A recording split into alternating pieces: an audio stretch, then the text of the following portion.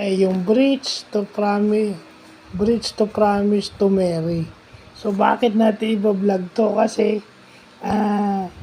ito yung akala ng karamihan na pag hindi ka sumipot sa kasal, hindi ka makukulong. Yeah, hindi siya criminal case. Actually, it's a civil case.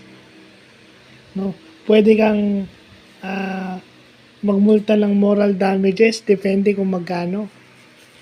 Pwede kang patawa ng exemplary damages kung talagang balak mong manloko. Yun yung kung may malicious intent ka na manloko or to commit fraud or anything, yeah, ganyan. Kasi ano yan psychological thing yan gumastos ka't lahat to think na mahal mo na yung pakakasalan mo and then biglang hindi ka sisipot dun sa kasal. Di ba? Wedding day na mismo yun. Hindi ka sisipot. Buti pa yung sa engagement. Buti pa engagement pa lang, hindi mo na tinanggap. Or hindi ka na nag-propose kung ikaw yung lalaki. Di ba? Malaking kahihiyan yun. Akala kasi nung iba, okay lang yun. Kasi porket civil case, inaano nyo lang. Pero depende pa rin yan. Kasi nga sa mga mayayaman, dahil may mga pera, babayaran lang nila exemplary damage sa moral damages.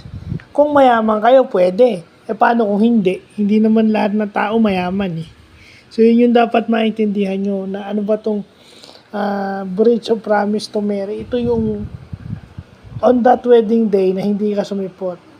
Yung hindi ka sumipot before the wedding is to be solemnized o maging formal yung inyong pagiging mag-asawa. So yun, yung magandang malaman. Kaya nga sinasabi ko, disclaimer, consult a lawyer. So, kung bakit ako tinatawag na Attorney JJ, kasi yan na yung mga binablog natin. Kasi minsan, hindi na dumadaan sa barangay yan. Diretso sa pulis na yan, diretso sa korte na yan. Municipal trial court. So again, consult a lawyer on that. Marami kasing ganyan Diba, yun nga lang na-cancel yung engagement Na-cancel yung engagement or nag-break, yung magkarelasyon, mag-break, malaking ano na yun. At usually, sa babae, malaking psychological trauma yun. Meron din naman sa lalaki, pero mas ano sa babae, kasi mas malaking talo yung babae. In Filipino culture, So, yun. Yung importanteng nalalaman natin, yung mga values din na may ganun pala. Di ba? May breach din pala yung hindi mo pagsipot sa kasal. May paglabag din pala yun. Yun ibig sabihin ng breach paglabag. So, yun lang po.